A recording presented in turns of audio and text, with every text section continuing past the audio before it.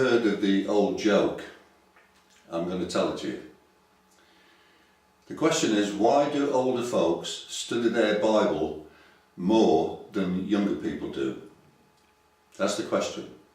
Answer: because they are studying for their finals. Hope you like that one. As you get older, the end times teaching in the Bible becomes more real and more appealing. At my age, and I'm not going to tell you how old I am, but at my age, I'm living in two end times. The end time, the end of the age, and the end of my age.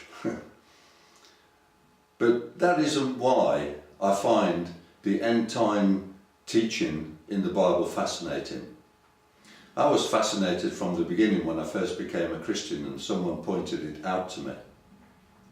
And for 50 years as a Christian, I've stayed fascinated by the teachings of the end time. The reason is this: the end time prophecy gives us the opportunity to watch God at work. When I was a young Christian, my generation of Christians didn't have a lot of evidence of the end times. We did have the return of the Jews to Israel, of course. That was a big sign. And also, much later on, we had the common market spring into being. We'd all been looking for a revival of the Roman Empire, and this seemed a very good chance that it might be. But there wasn't very much other than those two signs. But since the early 1990s, the signs are almost daily now. 2 Timothy in chapter 3 begins by saying this: "But mark this, there will be terrible times in the last days.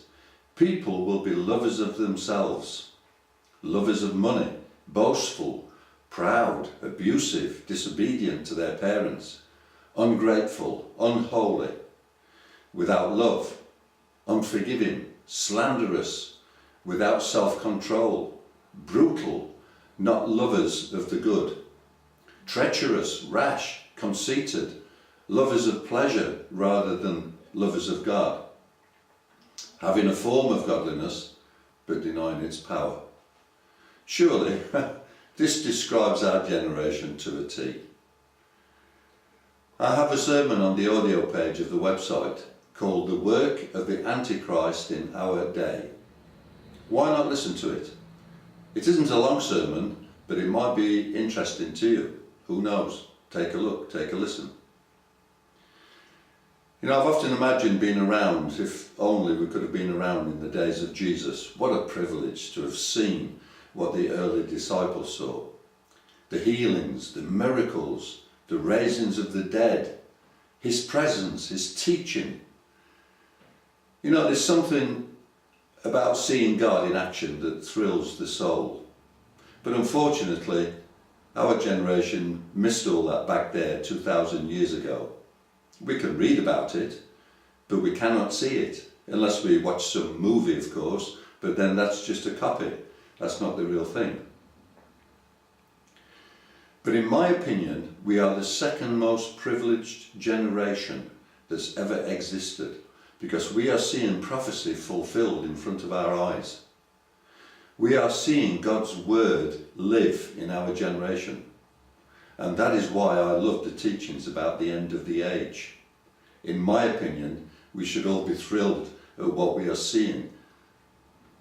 Luke chapter 21 and verse 28 says this: "So when all these things begin to happen, stand and look up, for your salvation is near."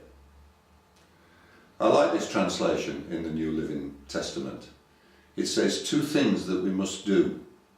One is stand, and then the second is look up. First, we have to stand for our faith. Many in our country have been getting into trouble in recent years for doing this. People who have stood for their Christian beliefs in the public arena. Some have lost their livelihoods as a result. And that's right here in the United Kingdom. But they have stood according to the command by Jesus. You know, many living in Muslim countries have lost their lives for their faith. Might this possibly happen right here in the United Kingdom one day? Who knows? We can't say for sure it won't. Who knows what the future holds? Secondly, this verse tells us that we have to look up. Look up. Let's face facts. It's no use looking to man for help or for justice anymore. Our leaders are far more preoccupied with appeasing minority groups than the majority of us. Justice, true justice, has left this country, and it would appear from a succession of governments in recent years that it's not going to be coming back anytime soon. You know, we Christians have a hope that is not of this world. As Billy Graham once said, one day soon there will be an intervention from outer space and Jesus Christ will come for his own. What a blessed thought. I don't know where you are with your faith right now or with your experience, but I just want to encourage you all this week. Stand and look up, for your salvation is near.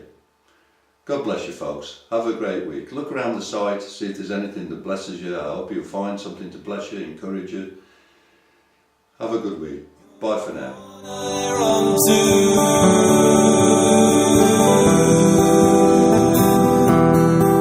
You're the one I run to. Jesus is you.